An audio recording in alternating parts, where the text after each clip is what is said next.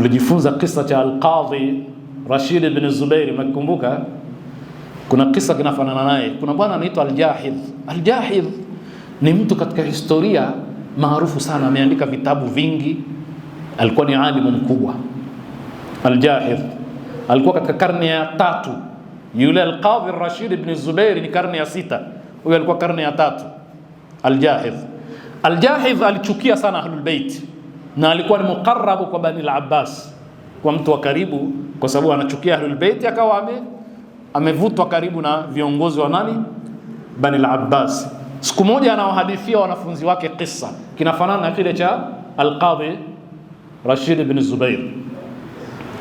Aliwaambia kwamba bwana, mimi nimewezekana leo na mwanamke mmoja tajiri kaniweza. Al-Qadhi huyu nani, Al-Jahidh pia na yeye alikuwa hana mandhari nzuri, nywele timtim za kwetu hizi, na mandhari yake haivutii, rangi za kiza. Lakini ndio Al-Jahidh huyu aliandika vitabu vingi na alikuwa ni alim, lakini alikuwa mubghidh li ahli al-bait. Sasa anawasimulia wanafunzi wake na anawaambia kwamba siku moja bwana, mimi nimekutana na mwanamke.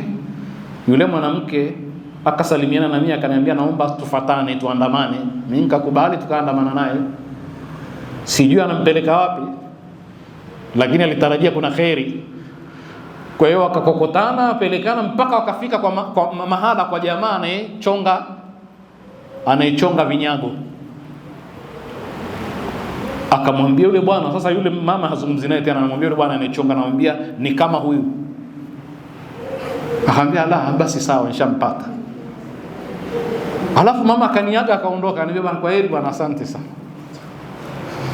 Mimi nimebaki na tahayari, sijui kinachojiri. Nikamuuliza yule bwana anayechonga vinyago, kama huyu nani, kuna nini kinachojiri? Anasema hapana, huyu mama alikuja kwangu siku kadhaa zilizopita, akaniambia nitengenezee kinyago cha shetani. Sasa nikamwambia mimi shetani sijui sura yake, nitafanyaje? Akaniambia nitakuletea sampuli. Sasa ndio leo ameniambia kama huyu. Kwa hiyo ndo kanipa sampuli, akaniambia ala, ndo hivyo. Akaniambia ndio. Anasema nilitahayari sana, nikaondoka pale mnyonge, anawaambia wanafunzi wake. Sasa hii ni katika istihzai ambayo haifai katika dini, sio? Ukishafanywa hivyo wewe ukajua jamii na kufanyia hivyo, hata ukisema mbele ya watu una lose confidence, sio?